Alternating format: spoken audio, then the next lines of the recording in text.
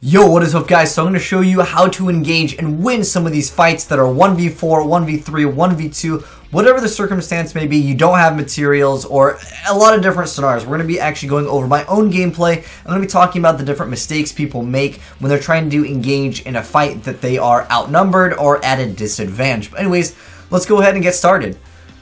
Alright, so just as a heads up, I will also be drawing on the screen, and obviously this is not all live, but all the gameplay that you guys are seeing is from my live stream, and I will also be technically kind of talking double here because it's taken from the live stream, but anyways, I just wanted to mention that real quick.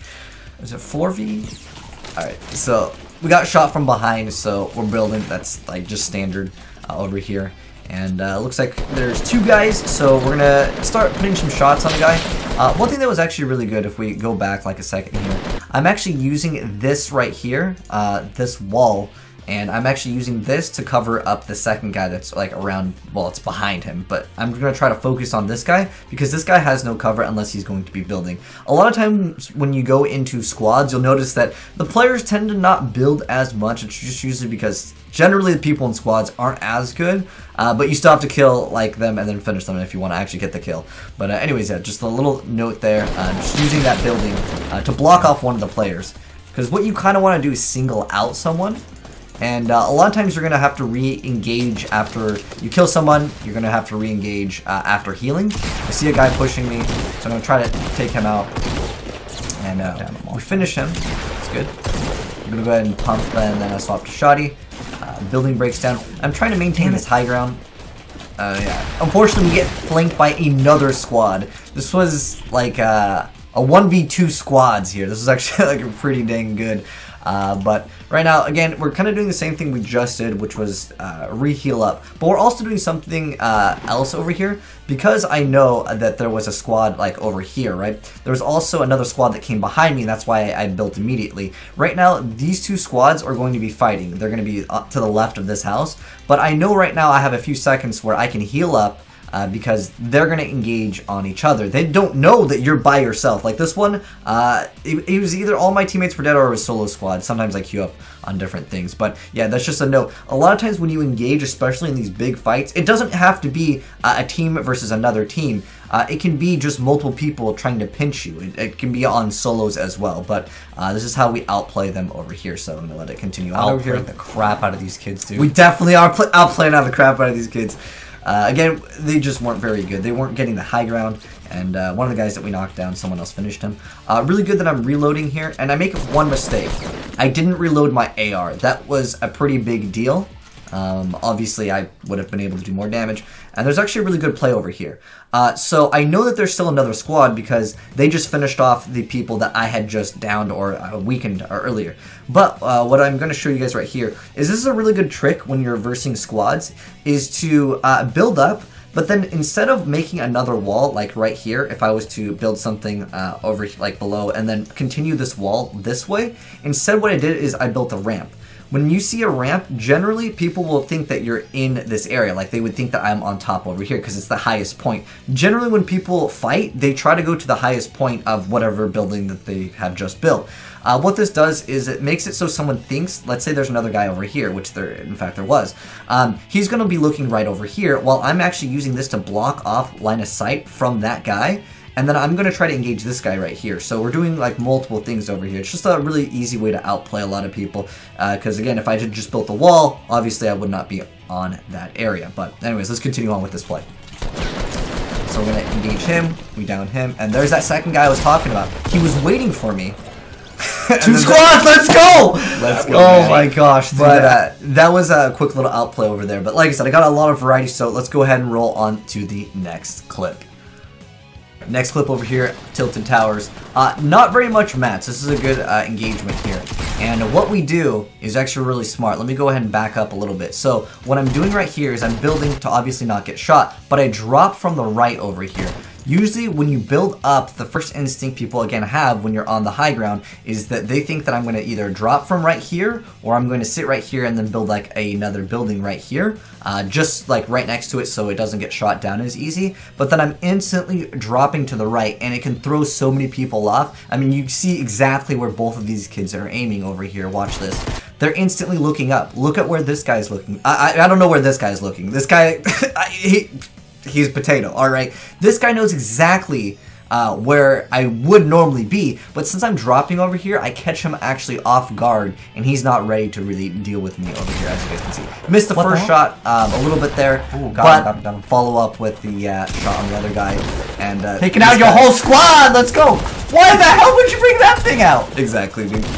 By the way, minigun is pretty terrible, but did I just kill the whole squad? We did kill the whole squad, but anyways, an important thing to do over here. You'll see that I actually saved my shot. Taking out your whole squad! But what I'm doing right here is... Let's go! Why the hell would you bring that thing out? Right here, you'll see how much ammo I have. I have 3 shots in my shotgun, and I actually start shooting one guy. And the reason why I'm actually shooting will actually draw the other player out immediately. I don't really mind that he knows where I'm at because I have a lot of shields here, so I should be able to engage him relatively easy. But right here, we shoot once, just because a lot of times what happens, especially in squads, is if the other person is trying to finish off, their teammates will say, he's finishing me, and the other player will pretty much drop whatever that they're doing, and they'll just straight rush you. And sometimes you can make people play a little bit reckless because of that. But you guys can see, he's coming around the corner, and did I just kill the whole squad? We just lined it up over there and finished them off. So this next example is actually something pretty simple.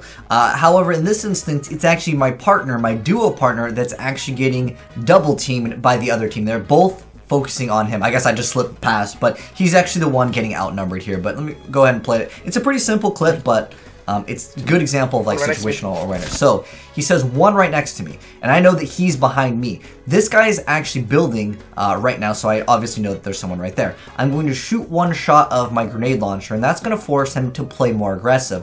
And if there's one person behind me and in front of me, what we can do is we can both focus the person that's behind me and in front of my teammate or right next to him, and then we can engage the other guy. And you guys will see how to build really effectively real quick. Now, I did down the guy real fast. I should have actually put a wall in front of me so I had my back covered. That was definitely a mistake, although in this instance it didn't really matter. But that would have been the better play here. Again, we're looking over like mistakes that I'm making personally too. And instantly, you guys can see, let me go ahead and go back so you guys can see, like, for a short frame, I see where the guy is. I did technically build, like I was just saying before, how I should have put a wall behind me, although it should have been like in this position. In fact, it would have been better so I didn't get shot by maybe him building upwards, because I did shoot the grenade launcher, and generally what happens when you shoot the grenade launcher against a good player, they'll try to play really aggressive. They'll build towards you, which is what you want to do. But I should have built 2 walls and then engaged the other guy that I just knocked down. But small mistake, but it ended up not costing us here. But instantly I'm able to build, and that's going to help obviously. And you can see getting the high ground again. And my teammate again was the player that both of them were focusing. So in that instance, he was outnumbered in a sense where both people were focusing on him. Even though it was a 2v2 fight, you're still outnumbered in a sense of actually just sheer raw gun power. But that's just a small extra little clip over there.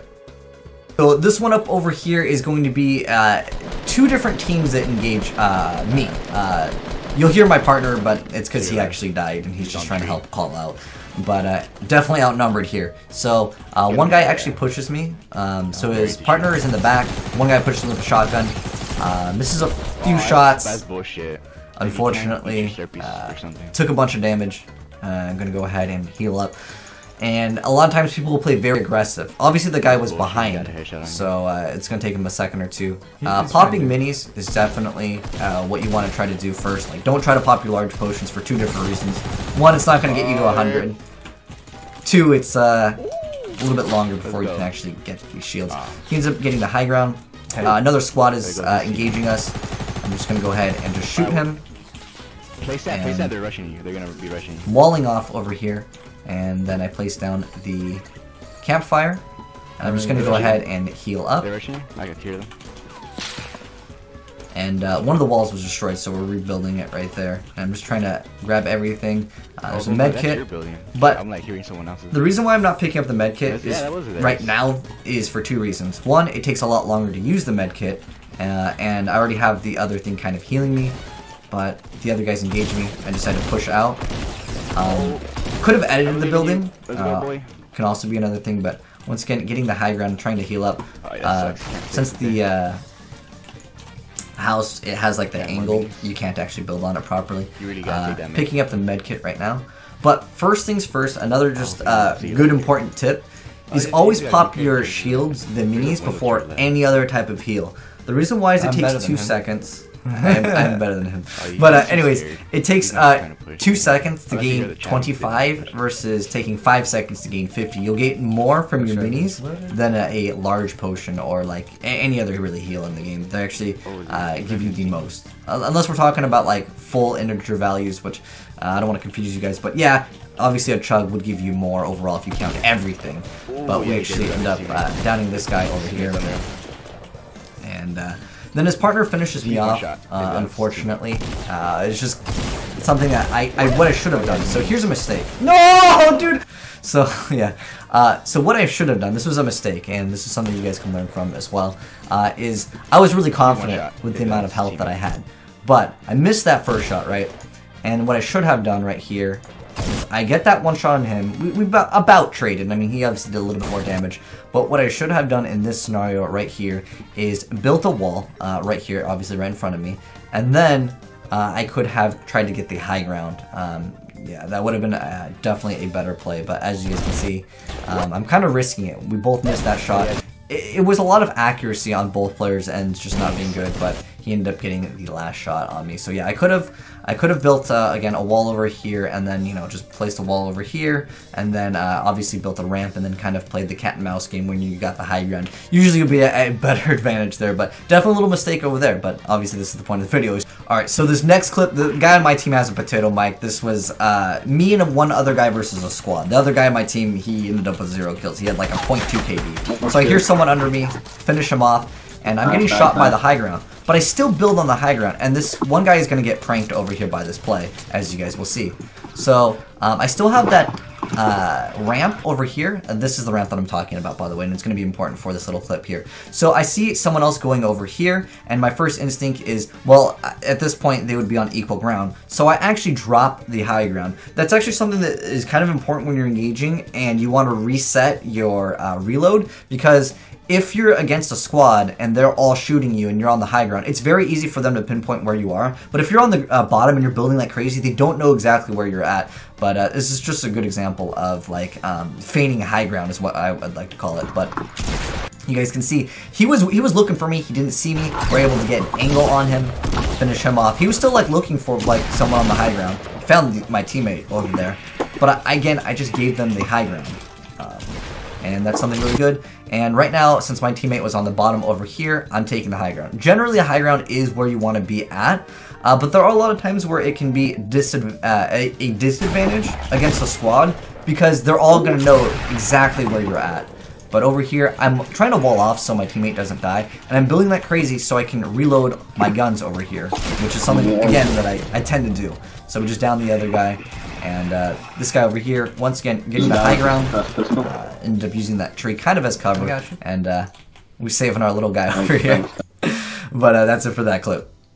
Alright, so this next example over here is going to be a 1v2v2, so basically 2 duos here and versus me solo. So the first guy we see over here, we just landed the headshot on him. I'm going to finish him off just so I can see if he has any like upgrades. Sometimes you can finish people off. Generally, I don't suggest to finish people off, but against this guy over here, just playing cat and mouse. But there's a few good examples of like having the low ground. So one thing that's kind of important after we've killed this guy is I hear some other person. So what I instantly do is I start walling up. And there's a wall that I set up here that doesn't do anything to actually protect me, but it can confuse the enemy. This is the wall that I'm talking about right over here, and I think I built one over here. But I'm not actually going right there. I'm actually going to go right here, and I'm going to actually pop my large shield so I can regenerate and obviously reload all my guns. And this is due to making it confusing to my opponents because there's 2 things being built at once. Keep in mind, if you're solo versus squads or solo versus duos, your opponents don't actually know that. There's not a giant sign over your head that says, hey, bro, I'm by myself. But it can confuse them. And I was actually confused on where this other guy went, because I heard some footsteps, I believe, and the other guy, like, pieces out. We're popping the shield potion because I want to play aggressive right now, and it can be a little bit of a buffer for, like, extra small amount of regeneration. Did he just, like, leave? Like, I just killed his friend, he's like, alright, I'm out. But you'll be surprised sometimes, like, how much life you actually, like, needed to actually win a gunfight. It can be, like, anywhere from, like, 1 to, like, 5, and it can make a huge difference in a gunfight. But, okay, so I'm engaging this one guy. We have a bunch of shots on him. But I also notice his teammate is actually right here at the top. And so his teammate is more than likely going to try to get the high ground and then maybe build somewhere over here and then shoot down on me over here. So what I actually end up doing is I wall it off so he can't shoot me, and I'm staying on the low ground. Again, that's something that sometimes you can do versus multiple players, and basically I've kind of singled out this other guy because a few seconds ago I just had a few shots on him, and let's watch where he goes. So his first instinct right here seems to be, I'm gonna go right here. He should have just stayed here and then maybe tried to build up the high ground, but I noticed that he was just looking right here. If he was to look towards me, I would expect him to build, but if he's doing that, more than likely what he's gonna do is just go over here, try to get a flank. He could have told his partner that was right here, yo, I'm gonna go around, I'm gonna get a flank, but in this instance, it might not have just worked out for him, as you guys will see. So he's going around, and I'm just walling up so I don't get hit by his friend, and then we get the headshot on him. And then again, I'm just building up like crazy. This way, it confuses the enemy. I'm able to reload all of my guns, make sure that I have picked up like what I would consider the best gun out of the item pool over there. And his friend actually gets a shot from behind, but it was just, there wasn't really any huge outplay. It's just that he didn't have that good of an accuracy with the shotgun, and I did. But that's going to be it for that clip of the 1v2v2. Hopefully you guys enjoyed the vid and learned something new, and you know, I like making videos because I feel like I can improve as well. We're just toying around with this guy at the very end in a squad game. But if you learned something new, drop a like on it, and if you're new to the channel, hit the subscribe button if you want to get good at Fortnite, because dude, this game is just too much fun, man. But anyways, thanks for watching, guys, and I am signing out.